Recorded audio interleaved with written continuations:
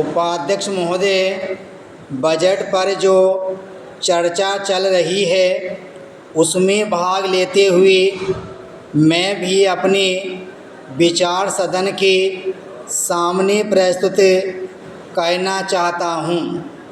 इस पर विचार करते समय दो स्थितियों को हमें दृष्टि में रखना होगा।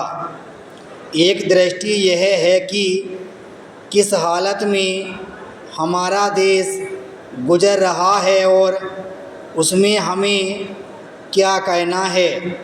दूसरी दृष्टि यह है कि भविष्य में हम देश को किस दिशा में ले जाना चाहते हैं। जब तक इन दोनों दृष्टिकोणों को सामने रखते हुए इस बजट को नहीं देखेंगे तब तक हम यह निर्णय नहीं कर पाएंगे कि यह जो बजट हमारे सामने रखा गया है वह देश की दृष्टि से अच्छा बजट है या नहीं। पैरा, जब मैं इस समय की हालत को देखता हूँ तो मेरे सामने देश की संकटकालीन स्थिति आ जाती है। चीन और पाकिस्तान की तरफ से हमको बड़ा खतरा है।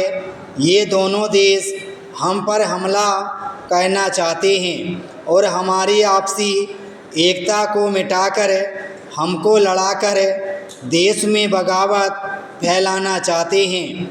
इसके साथ ही साथ जब मैं पिछले बजट को सामने रखता हूं तो मुझे यह कहना पड़ता है कि आज का बजट चाहे जिस हालत में भी रखा गया हो बहुत सुंदर बजट है।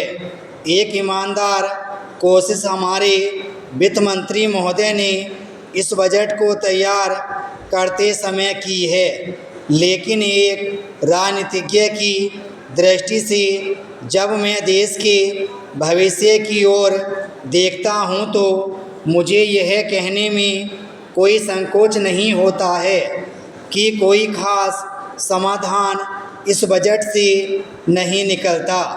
मैं जिस पार्टी से संबंध रखता हूं और उनके जो उद्देश्य हैं उनको सामने रखते हुए मैं यह कह सकता हूं कि हमारे सामने जो आदर्श हैं वे सब आज ही पूरे नहीं हो सकते। हमारे वित्त मंत्री या हमारी सरकार आज ही सब कुछ नहीं कर सकती है, लेकिन फिर भी मैं यह ज़रूर देखना चाहता हूं कि हमारा देश आगे बढ़ रहा है या नहीं। जिस दिशा में हम आगे बढ़ रहे हैं उसे देखकर मुझे निराशा अवश्य होती है। जो प्रस्ताव कांग्रेस अधिवेशन में पास हुआ उसके मूलभूत विचार मैं आपके सामने रखना चाहता हूँ। हमने यहाँ और वहाँ यह निश्चय किया था कि 5वीं पंचवर्षीय योजना खत्म होने तक देश की जनता की प्रतिदिन की ज़रूरत की चीज़ें पूरी कर दी जाएंगी। इस दिशा में हमारी कोशिश जारी है।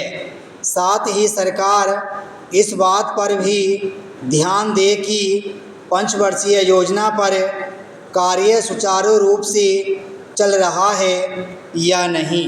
विराम स्टॉप।